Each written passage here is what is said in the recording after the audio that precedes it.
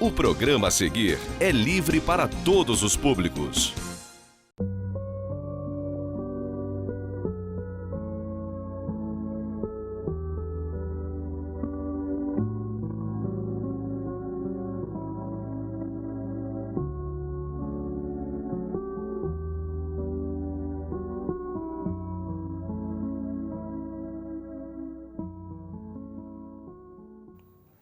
Olá, meus amigos, sejam todos muito bem-vindos. Está começando mais um Atualidade Espírita, um programa do 8º Conselho Espírita de Unificação. O objetivo do nosso programa é a divulgação da doutrina espírita em todos os seus aspectos. Bom, meus irmãos, nós estamos aqui iniciando o mês de setembro, o Setembro Amarelo.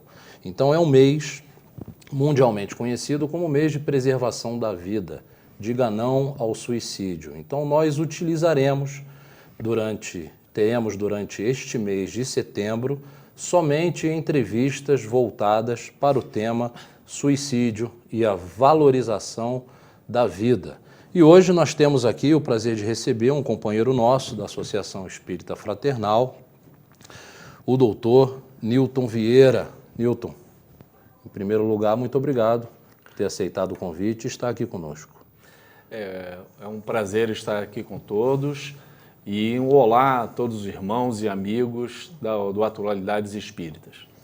Bom, vamos aqui iniciar o nosso bate-papo falando sobre suicídio, tá? Então a primeira questão, Nilton, que eu gostaria que a gente colocasse seria o tabu que é criado em torno do suicídio, a falta de informação, o medo das pessoas falarem a respeito do tema, no âmbito geral, não só o Brasil, mas uma questão avassaladora aí, uma questão mundial, um problema mundial, Sandro, o tema, o suicídio, acho que está muito bem colocado, sabe? A questão da valorização da vida, a questão da prevenção, eu acho muito importante. E quando você fala sobre o tabu, a gente não pode esquecer que vários problemas que a nossa sociedade enfrenta e já enfrentou, passava por uma série de preconceitos. Se a gente olhar historicamente, a gente vai ver que as doenças sexualmente transmissíveis, e a gente teve contato com várias, há menos tempo tivemos a entrada da AIDS, e isso criou todo o quê? Um preconceito das pessoas em relação à doença. É verdade. E como você solucionou esse preconceito? Como é que você solucionou esse tabu? Conversando, informando. Então, primeira etapa de qualquer processo para você começar a prevenir, promover a saúde e auxiliar ao próximo, é você estar bem informado. Como é que eu posso estar bem informado sobre um assunto? Eu tenho que saber detalhes sobre eles. Ah, Nilton, mas falar sobre suicídio é uma coisa tão difícil? Poxa, é falar sobre a morte, é falar sobre uma coisa muito dolorosa. Depende como você vai abordar o tema. Isso aí é um aspecto muito importante. A maneira como a gente aborda isso. Só para te dar um exemplo, no século XVIII, teve um autor alemão, Goethe. Ele escreveu um livro que muitos conhecem, alguns já leram, outros não, sobre os sofrimentos do jovem Werther. E ali, resumindo, o que acontecia? Um jovem que se apaixonou e, por conta daquele amor, daquela paixão, o que acontece? Ele é mal correspondido e ele comete, então, suicídio no final. Muito bem. A partir desse momento, e Goethe escreve um livro. A partir desse momento se verifica na sociedade, naquele momento, um aumento do número de casos de suicídio. Uma coisa enorme.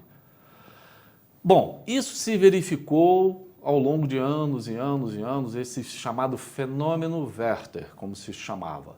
Por quê? A abordagem que foi dada enaltecia, ou seja, valorizava aquele tipo de atitude daquele desafeto, ou seja, o jovem apaixonou, não teve o amor correspondido, então qual é a melhor solução? Me matar. Então se valorizou muito isso, quando isso não deve ser abordado desta forma.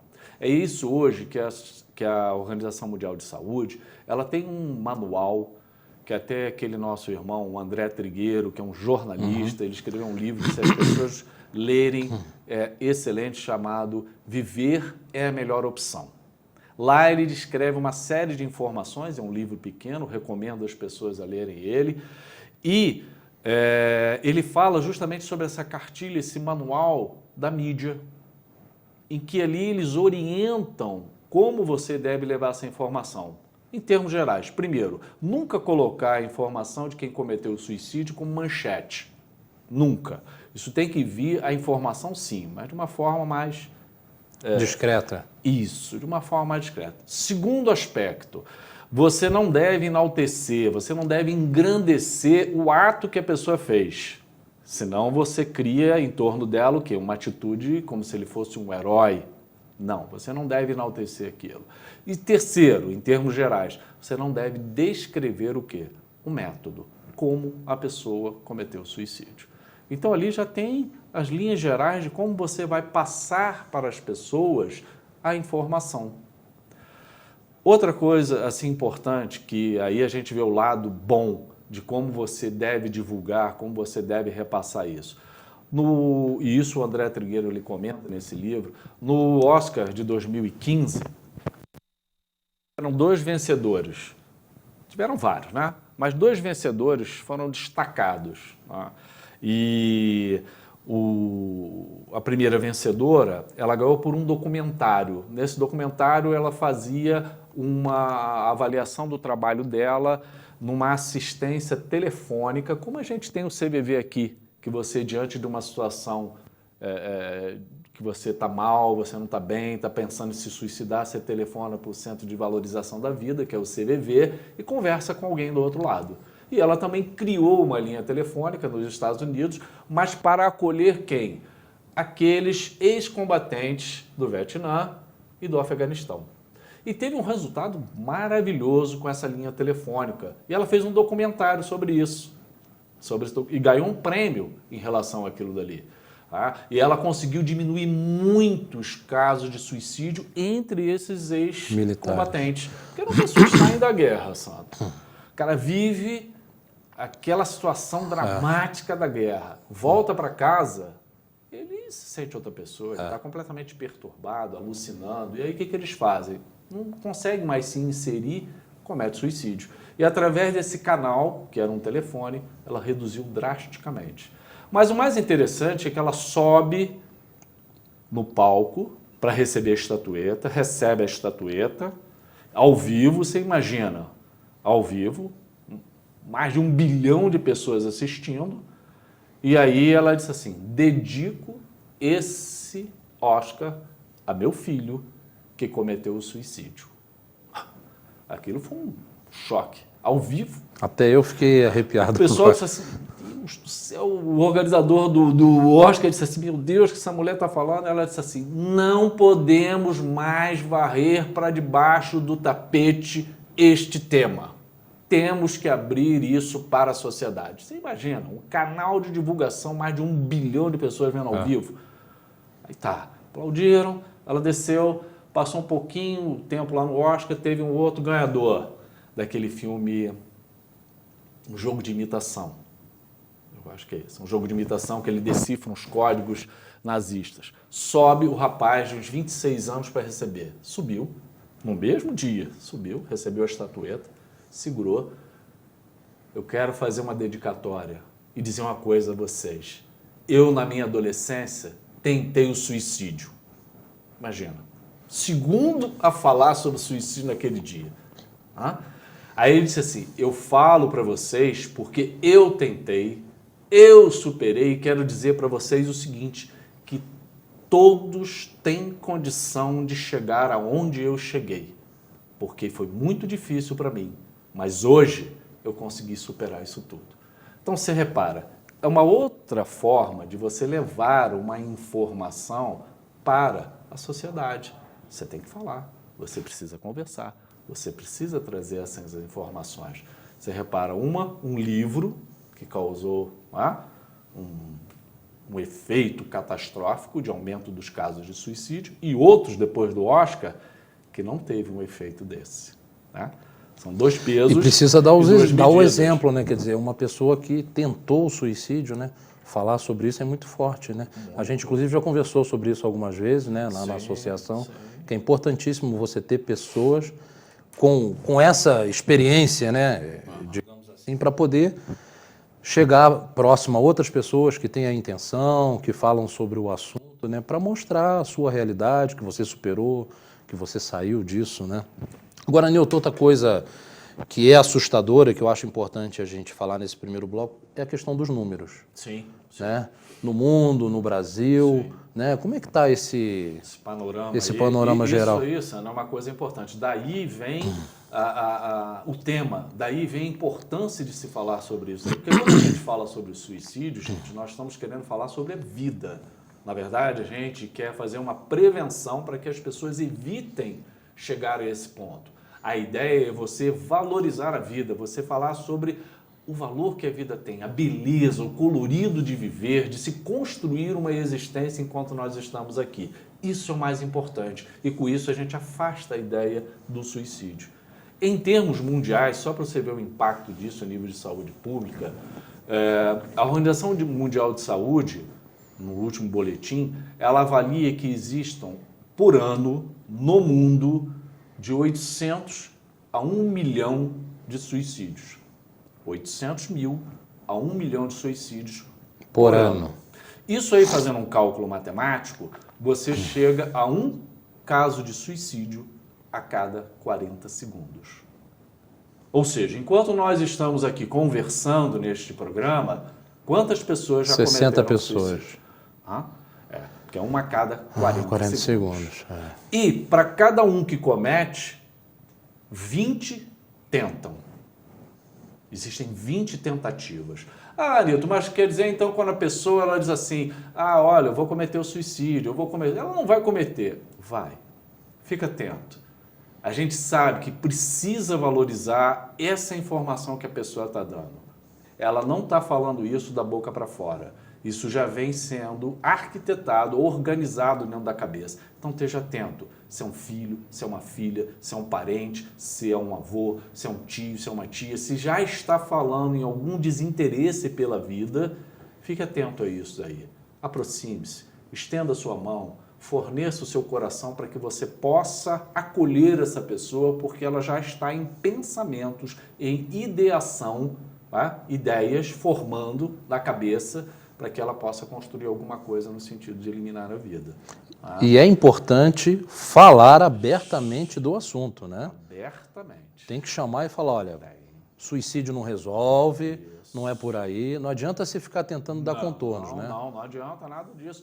Por isso que essas informações são importantes. Só para você entender, no mundo inteiro, ainda falando um pouco de estatística, não é para as pessoas gravarem isso, mas é só para ver a dimensão do problema, nós sabemos que no mundo, você vê, população, agora eu vou falar de uma população específica, dos 15 aos 29 anos. Significa o quê? Jovens, 15 a 29 anos. Segunda causa de morte no mundo. Entre 15 e 29 anos. Segunda causa no mundo. Isso é muito expressivo. E as pessoas não sabem disso, não conhecem, mas é a segunda. No Brasil, é a quarta causa de morte entre 15 e 29 anos. No Brasil, nós temos cerca de 11 mil casos de suicídio por ano. Gente, só entende o seguinte, o Brasil é um país que não é um país desenvolvido. É um país que, infelizmente, ainda se encontra numa condição de atraso em todos os sentidos. Apesar de ser um país riquíssimo, nós nos encontramos por nossa responsabilidade, ou seja, dos seres que habitam aqui numa situação mais atrasada, em todos os sentidos.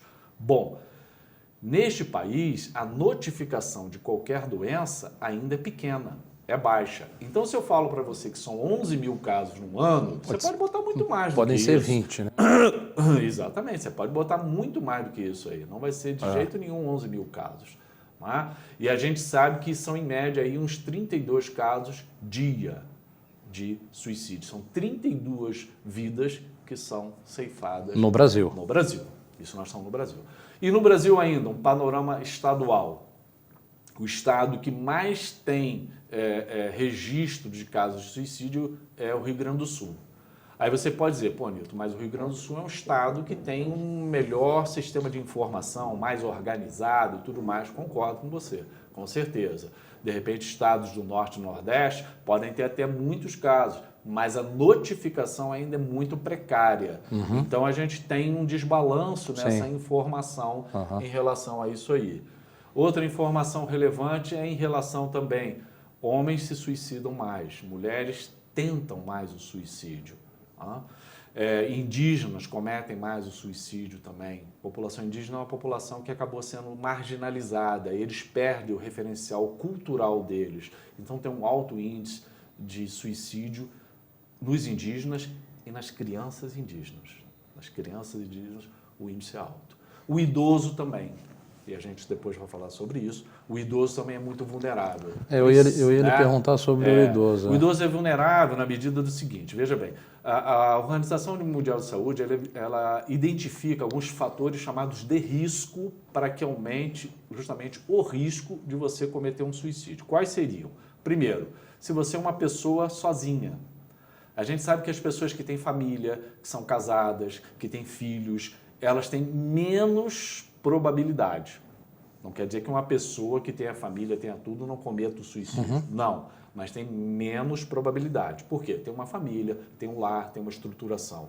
Quando nós pegamos uma pessoa sozinha, solteira, divorciada, separada, ou seja, uma pessoa em que ela fica isolada, ela começa a ter mais pensamentos relacionados a isso e ela fica num fator de risco. Se a pessoa está desempregada, a pessoa aposentada. Quer ver uma coisa que dá um fator de risco, diminuir o fator de risco? É ter um animal. A presença de um animal dentro de casa, por exemplo, o idoso ser um cachorro, um gato, é muito bom. Que ele se ocupa com aquilo. Isso. Né? Tem outra vida para cuidar. Ele cuida.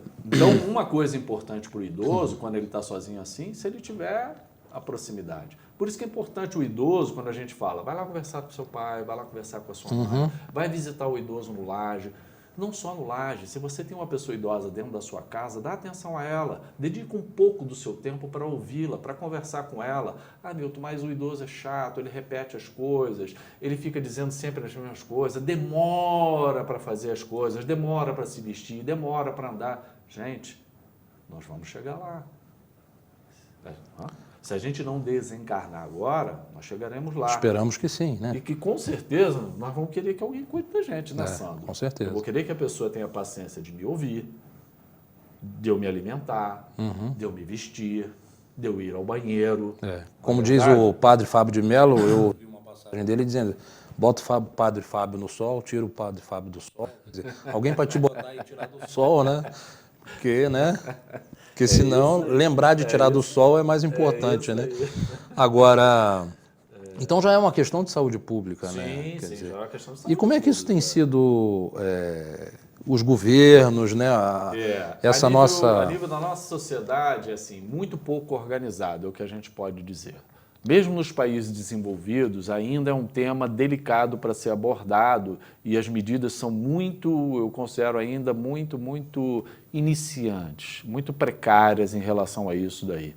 Sabe-se do problema, entende-se que precisa ter uma ação, mas efetivamente se esbarra numa série de questões. Por exemplo, só para você entender, na Índia, que acredito que seja um país muito evoluído no sentido espiritual falando, você não tem dados oficiais sobre suicídio, mas sabe-se que eles cometem muito suicídio.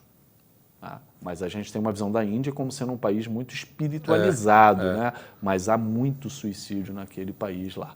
Então, é uma série de informações que permeiam a cultura do povo, entendeu? Os costumes, as religiões, as crenças, e são informações delicadas para você poder colher mas a verdade é que o ser humano, a gente observa conforme os anos vão passando, ele vem abrindo mão de viver mais precocemente, com esse aumento dos casos de suicídio na faixa de 15 a 29 anos. Se o nosso jovem está desistindo de viver, isso é preocupante. Tá? Com certeza. Isso é uma coisa preocupante. A gente, quando era mais novo, eu sempre falo, a gente com 15, 16 anos ficava pensando o quê? Pô, futuro, o que eu vou fazer? Sonhando, viajando, eu vou ser isso, eu vou ser aquilo. O jovem hoje, ele fechou, ele ensombriou a existência. O que a gente precisa abrir? É abrir esse leque, abrir isso, dar luz, dar um colorido, trazer objetivos para o jovem. Mas nós precisamos fornecer, está do lado. Não adianta você só bater no jovem, não adianta só você censurar, não adianta você só criticar, você só brigar, reclamar. Isso não funciona só a assim. cobrança excessiva, né? Porque hoje o jovem, eu tiro pelo meu filho, né? Que às vezes, que durante um período, né? Quer dizer, sai da escola e aí vai fazer natação, sai da natação, vai para o inglês, sai do inglês, às vezes tem uma academia, uma atividade, e cadê a brincadeira? Né? E a brincadeira que eu digo não é o joguinho, não é o celular, é a brincadeira sadia, a rua, um amigo em casa, jogar bola, né? Isso está se perdendo muito. Né? As famílias estão se afastando. Né? Eu tenho uma frase interessante de uma senhora de 90 anos, que ela, a respeito do celular e das redes sociais, ela diz: isso aqui aproxima quem está longe, mas distancia quem está perto. É verdade. Né? Então, quer dizer, existe um afastamento, né, criado por tantas informações, né, e através das redes sociais. Isso aí é um fato a ser pensado. Bom, a gente vai dar uma paradinha, tá? Fazer um pequeno intervalo e a gente vai voltar focando o suicídio, mas aí com a visão da doutrina espírita. Até já.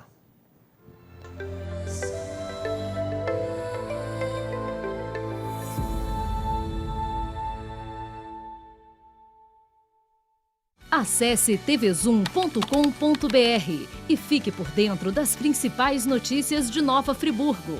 É o jornalismo de 19 anos com a marca TV Zoom, agora também em um portal de notícias. tvzoom.com.br, a sua notícia na internet.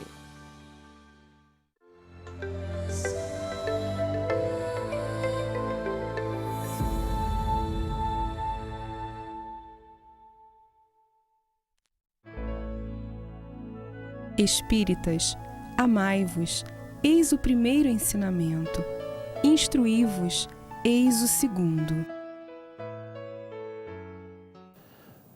Bom, meus amigos, estamos de volta com o Dr. Newton Vieira, falando sobre suicídio neste mês de setembro, que é o mês da valorização da vida. Bom, Dr. Newton, a gente começou falando de tabu, mas um tabu material, digamos assim, né?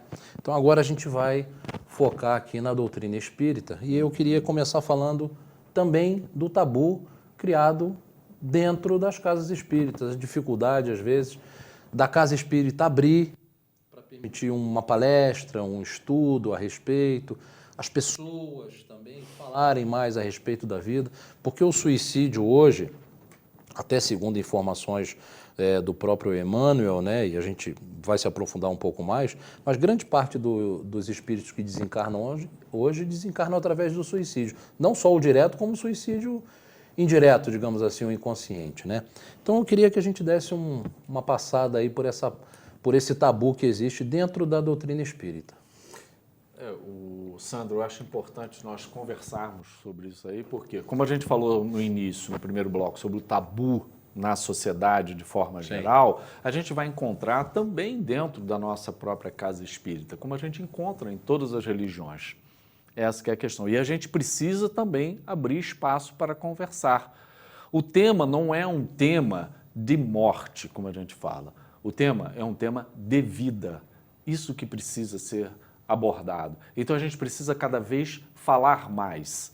As casas espíritas precisam abrir espaços para palestras, debates, discussões, aprofundamento do tema, conversar na mocidade espírita sobre esse tema que eu acho fundamental. Isso não é estimular o jovem de maneira nenhuma. Ele muitas vezes já está pensando sobre isso. E é mais do que importante você abrir um espaço para que aquele tema seja trazido para o grupo, para que a gente possa justamente fazer os esclarecimentos, trazer as informações necessárias, ou seja, desmistificar, né, um tema. Como a gente falou antes, desmistificar uma série de outros temas, eu acho isso aí fundamental. Então, eu acho que as casas espíritas precisam se abrir cada vez mais para esse debate. E como você falou, é uma coisa assim, que você tocou na questão da colocação do Emmanuel, do Espírito Emmanuel, que ele fala que, basicamente, nós desencarnamos através do suicídio. Aí muitas pessoas vão dizer assim, ué, mas eu vejo que várias pessoas elas morrem de alguma doença, eu vejo que algumas pessoas morrem de alguns outros problemas, não vejo a pessoa cometendo suicídio. O que o nosso amigo Sandro quis dizer é o chamado suicídio indireto. O que é um suicídio indireto? Veja bem, você tem na sua casa ou conhece pessoas que são, por exemplo, diabéticas, hipertensas, pessoas que fumam, pessoas que bebem, e que você volta e meia diz para aquela pessoa, você está se matando, você está comendo muito açúcar, você está se matando, você não para de fumar, você vai acabar morrendo por causa do cigarro, você não para de beber, o seu fígado vai ser destruído e você daqui a pouco está morrendo. O que é isso, gente? Na verdade, é isso que o Sandro falou, é o chamado suicídio indireto. Gradativamente, dia após dia, semanas, meses e anos, eu vou deteriorando o meu corpo, eu vou matando ele progressivamente. E isso daí, nossa, é a nossa responsabilidade. Sim. Se Deus nos forneceu o nosso corpo, é para a gente poder cuidar dele. Gente, nós temos um prazo com esse corpo aqui. Esse corpo, Deus nos deu, e ele tem um prazo de vida. Ninguém nunca viveu eternamente com o mesmo corpo. Ele tem um prazo, todo mundo sabe disso. Tá? Agora, a gente pode encurtar o prazo. Aí é que é o grande problema. E aí a responsabilidade é minha. Se eu encurto meu tempo, por exemplo, se eu teria que viver 80 anos, e aí eu, porque bebo demais, fumo demais, e estou comendo, estou desregrado, e não faço atividade física, e sou uma pessoa que tem pensamentos ruins, negativos, egoístas, ansiosos, angustiantes e depressivos, e aí eu vou, ao invés de ir até 80, eu vou até 60. Ah, mas não cometi o suicídio. Diretamente, não enfiei a faca no peito, não dei um tiro na cabeça, mas pelas minhas atitudes diárias, eu fui me envenenando. E não pense vocês, gente, que a gente se envenena só com comida, bebida, cigarro e droga. Não, a gente se envenena e muito com os nossos próprios sentimentos. A raiva, o remorso, o rancor, o ódio, o sentimento de vingança que a gente fica remoendo dentro da gente, que a gente não perdoa o próximo e a gente fica guardando aquilo, guardando aquilo. A gente entra num quadro de quê, gente? Que é a principal causa do suicídio? Depressão. É a principal causa do suicídio, chama-se depressão. Tá? E é uma coisa tratável? Uma coisa tratável. Nossa, a gente tem como tratar a depressão. Deus não nos criou para sermos seres deprimidos, gente, de maneira nenhuma. Se alguém acha que nasceu para ser deprimido, de maneira nenhuma, ninguém nasceu para ser isso. Pelo contrário, nós nascemos para termos saúde. Saúde não do corpo físico necessariamente, mas saúde espiritual, que é a mais importante, é a principal para todos nós. Você tocou num assunto importantíssimo, né? Porque as pessoas, quando a gente fala o suicídio direto, a pessoa pensa logo no tiro na cabeça, e quando fala no suicídio indireto, né, muito bem colocado, a gente pensa na alimentação, na bebida, no fumo, lógico que são grandes causas, mas a raiva, o rancor, o ódio, as paixões, não o amor, a paixão pelos bens materiais, entendeu? A doença por aquilo ali, então, quer dizer, todos esses excessos que são cometidos retiram de nós energias e nos levam, antecipam o nosso retorno à pátria espiritual. Então, a minha pergunta diante dessa sua colocação é o seguinte: o que acontece com esse espírito? Porque, na verdade, o suicida ele não quer tirar a vida, né? Sim. Muitas vezes ele quer acabar com um problema, como você bem disse, né? Ele entra num quadro depressivo, né? Que ele sente ali as dores, as angústias, ele quer acabar com aquela dor, com aquela angústia, com aquele sentimento que deixa ele daquela maneira.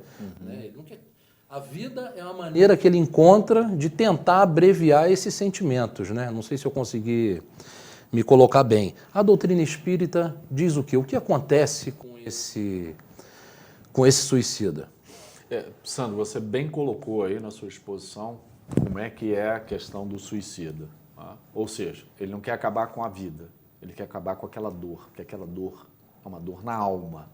Dói muito, dói mais do que uma dor de dente, um osso fraturado, aquela dor que a gente sente no íntimo do nosso coração, ela é uma dor lancinante. E é isso que quem comete o suicídio ou pensa em cometer quer acabar.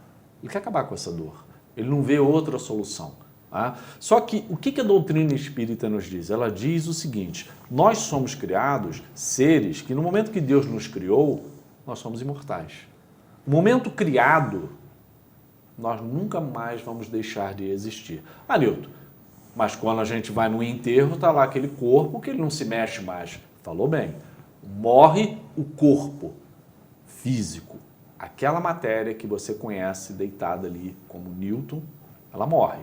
Agora, a essência, o que vai dentro dela, vai continuar existindo.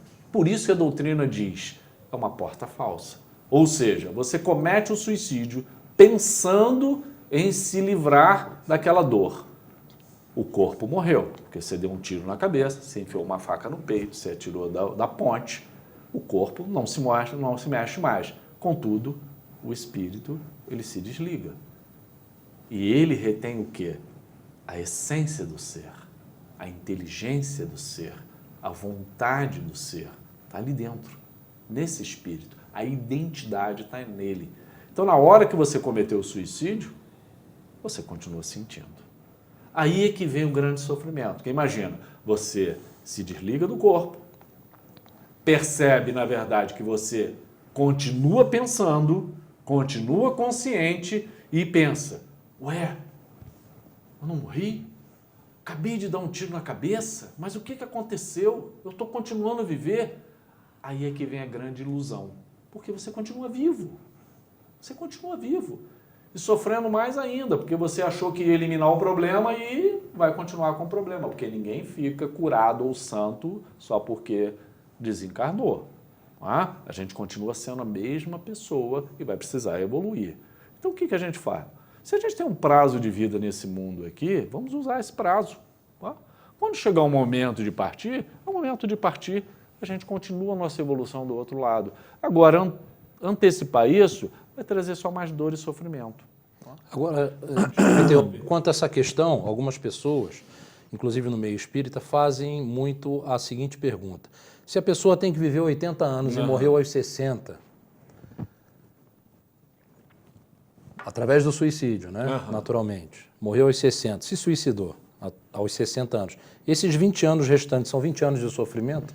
A conta é feita dessa maneira, mais ou menos, ou existe algum...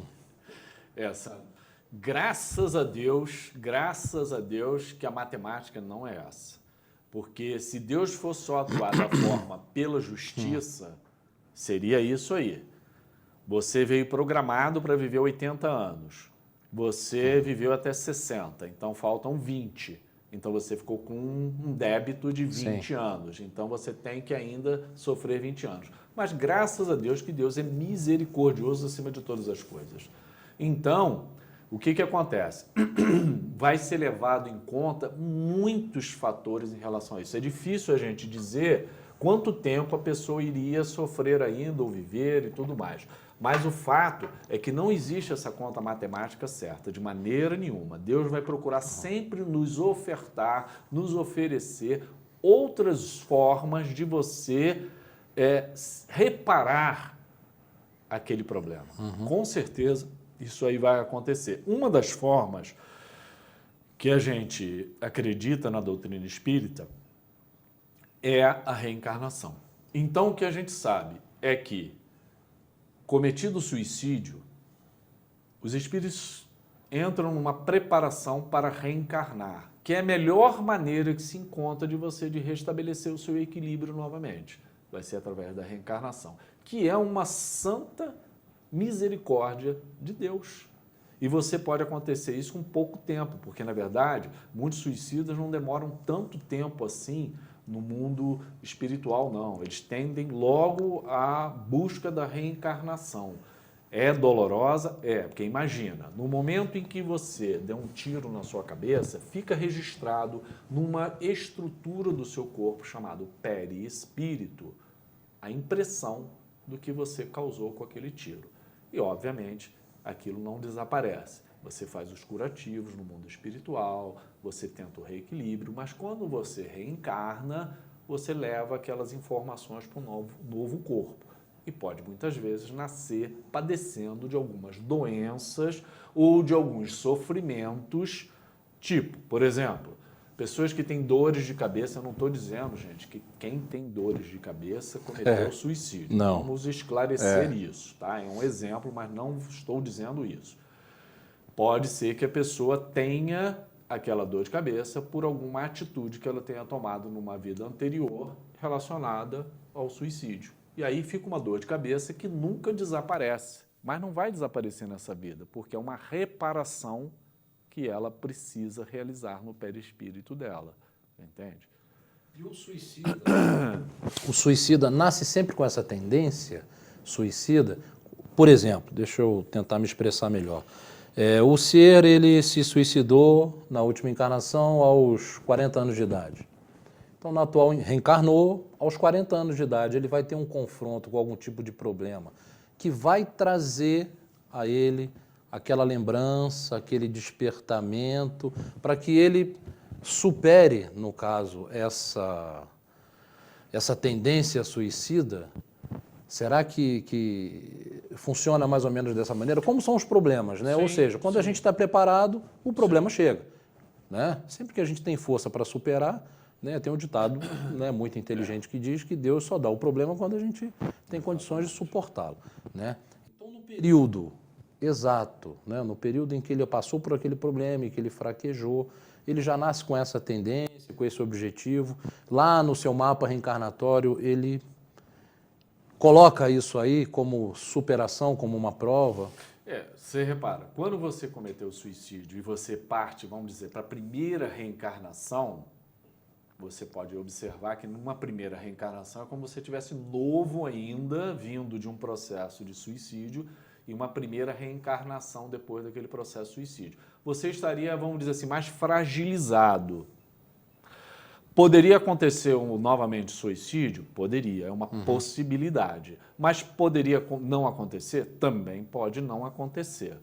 O fato é que nessa primeira encarnação pós o cometimento do suicídio, que você reencarna, você está mais fragilizado ainda diante dos problemas. Então, os problemas vão te afetar mais, você pode se sentir mais fragilizado, ter dificuldade de enfrentar situações, por exemplo, de decepção, de frustração, que a gente conseguiria, vamos dizer assim, enfrentar com facilidade. Tem pessoas que você olha, a pessoa parece estar desmontando, ela parece que o mundo está acabando diante de um problema. Quando você olha, você diz, mas o problema não é tão grande assim.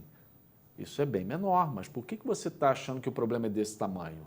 Mas é porque dentro dela é uma dimensão muito grande aquilo. Ela sofre demais, porque ela ainda não está num equilíbrio adequado.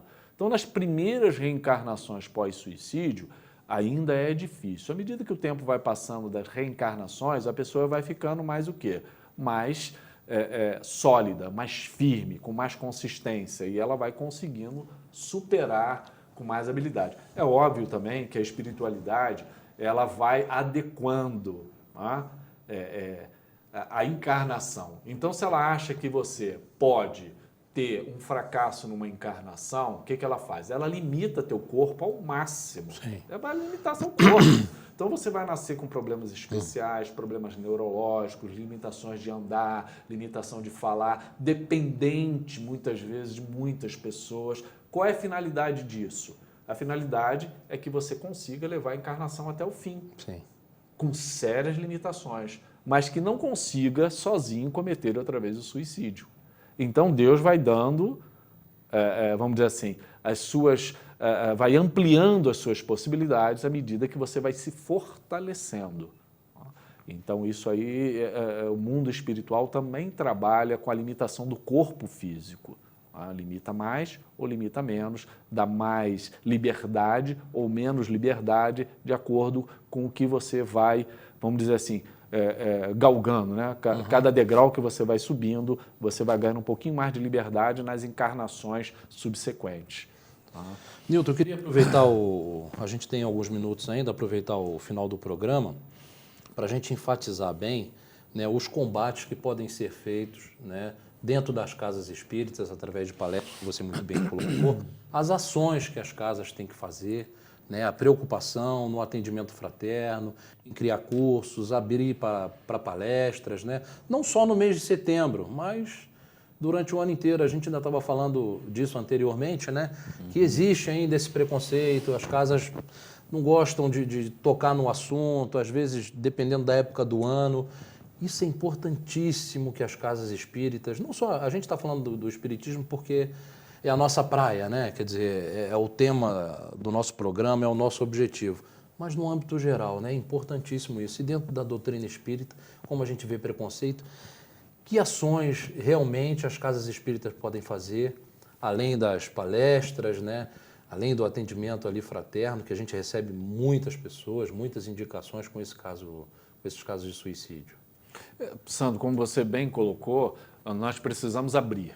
A casa espírita tem que se abrir, não tem que ser só o mês de setembro, o setembro amarelo que foi criado como mês de prevenção a nível mundial, a Organização Mundial de Saúde, o Ministério da Saúde encamparam isso. Mas eu acho que na casa espírita nós precisamos falar o ano inteiro. É um tema que tem que ser abordado, tem que ser falado, tem que ser conversado em todos os grupos que a casa espírita tiver. Desde o atendimento fraterno até a mocidade, na evangelização. Lógico que a linguagem que você vai utilizar nesses lugares vai ter que ser adequada, mas não pode se fugir ao tema. Reuniões públicas, entende?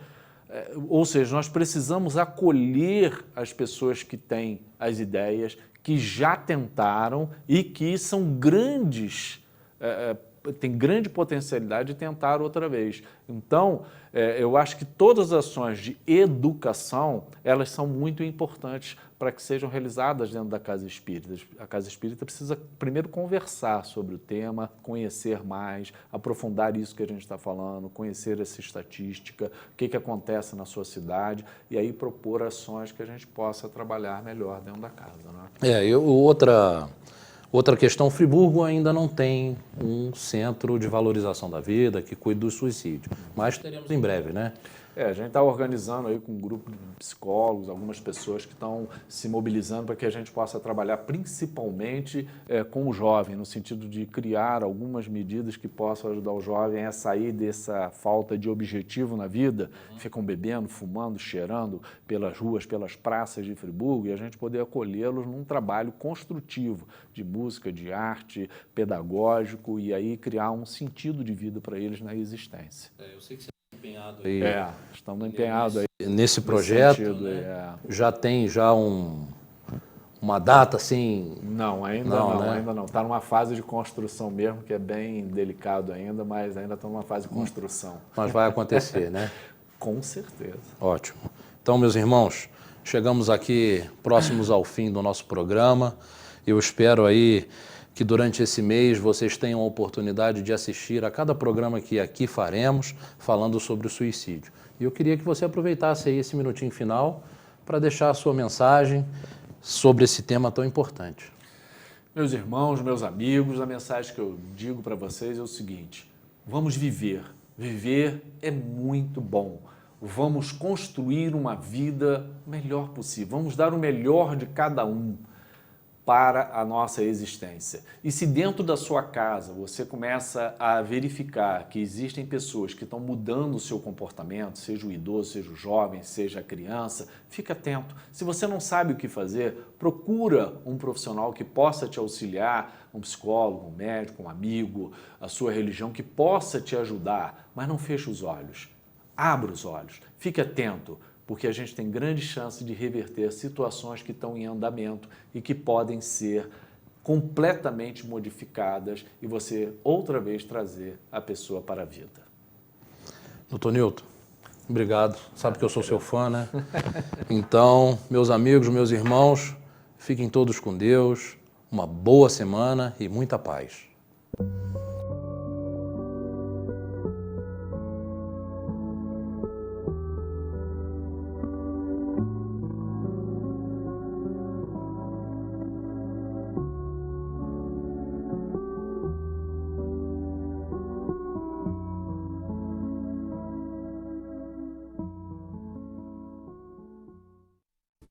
Este e outros programas você assiste no aplicativo TV Zoom.